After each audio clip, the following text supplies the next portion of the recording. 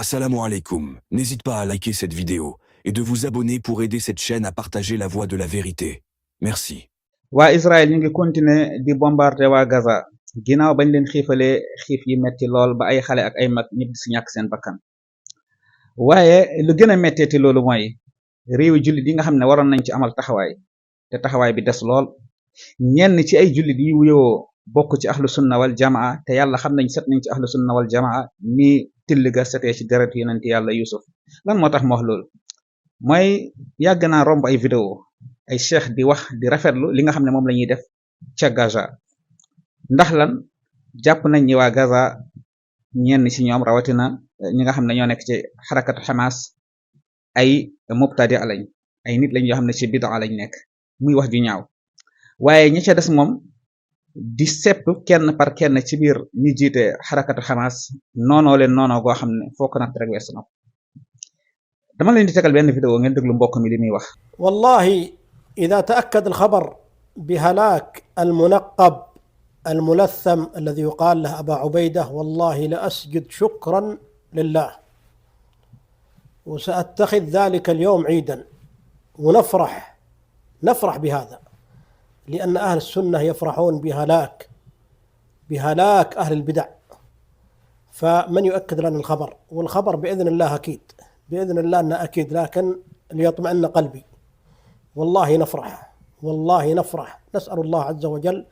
أن يعجل بهلاكهم عاجل غير آجل mbokk bi nee na keroog bañ annoncé ni waa Israël bañ annoncé ni rey nañ kii di Abi Ubayd di al-qaa'id al-filastini an-naatiq ar-rasmi bi ismi Kataa'ib al-Qassam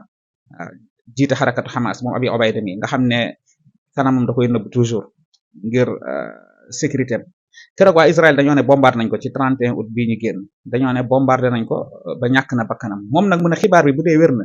dina ci bëgg kontaan ci sujud def na ci ay vidéo yu bari vidéo bi rek laa indi nee na ndax lan moo tax ñu war cee kontaan nee na kii ab mubtadi la maanaam ab bid'i la te ab bid'i bu faatoo dañ cee war a sant yàlla gërëm kontaan ci lool gërëm yàlla suñu borom ci faatu mubtadi bi lan moo tax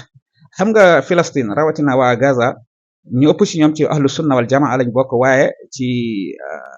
suufiya yi lañ bokk ay mutasawifa lañ comme ni mu amee ay ahlu sunna wal jamaa yi fa nekk ñoo xam ne ci salafiste gi lañ bokk ala kulli xaal ñoom ñëpp ay jullit lañ waaye nag moom gisul loolu dafa jàpp ni mubtadi bi bu deewee dafa mel ni kaafir moo dee kon dañ cee war a sant yàlla xoolal ma wax ju ñaaw ji nii moo tax mu ne bu xibaar bi wéree dina sujud sant yàlla am na beneen sax ndax ñu bari wane nañ ni Abi Ubayda daanaka ñàkk na bakkanam donte ne amaguñ ci lu leer a leer waaye li gën a wér daal mooy ñàkk faat nañ ko bombaat nañ ko muy sant yàlla di ci kontaan subhanallah lii nag dafay delluwaat liñ doon werante fii ay weer ci ginnaaw ba guerre bi mooy guerru 12 jours bu doxoon diggante Israël ak Iran lii loolu lay feeñal ba mbokk yu bari diaboliser ma ci ba léegi sax am na ñoo xam ne fa lañ jaaree ay sunnit yoo xam ne fa lañ jaaree génnee ma ci sunnit gi di taf samay vidéo di ma kurwa dégg naa sax am ñu ciy live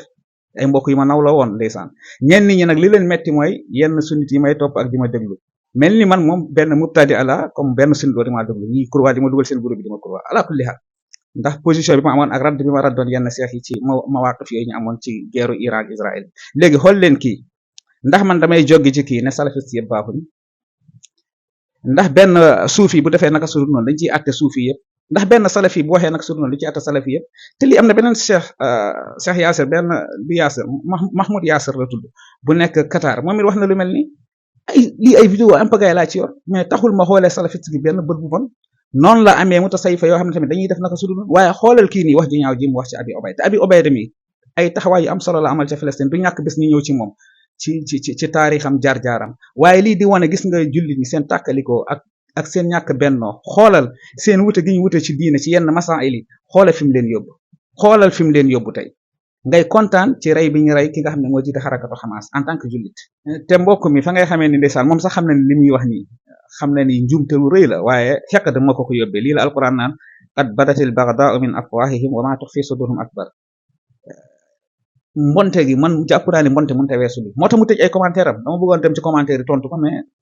dafa tëj foo fekk kuy tëj ay commentaire am rek benn ñemewul débat ñemewul ku wuteeg moom day bëgg di wax ay njom rek bàyyi noonu dafa tëj ay commentaire am boo leen demee ci compte am di ngeen gis li ma leen di wax moo tax beneen ba ca topp rek li may wax rek mooy gis nga man képp ku wuteeg man foo bëgg ak noo ko bëggee mën nañ fa débat boo xam ne amul yor ordinateur amul yor tablette amul tiim téere amul yor téléphone ci mawdu boo bëgg nag ñu débat ci yaakaar naa loolu moo gën nekk fii di def ay live di def ay nit di yàq seen dër maa ngi fii li may wax lakkatuma ci am naa ay mawaqif ku wuteeg man ci yenn mawqif yi bu dee débat télévisé télé dañ koy fay mën naa ko fay ñu débat ci maag yow ñu am benn modérateur wallahi azim di ngeen xam ne toog ci ginnaaw écran di wax yomb na trop toog ci ginnaaw écran di wax wallahi yomb na trop wassalaamu aleykum wa rahmatullah. Assalamu alaikum. N'hésite pas à liker cette vidéo et de vous abonner pour aider cette chaîne à partager la voix de la vérité. Merci.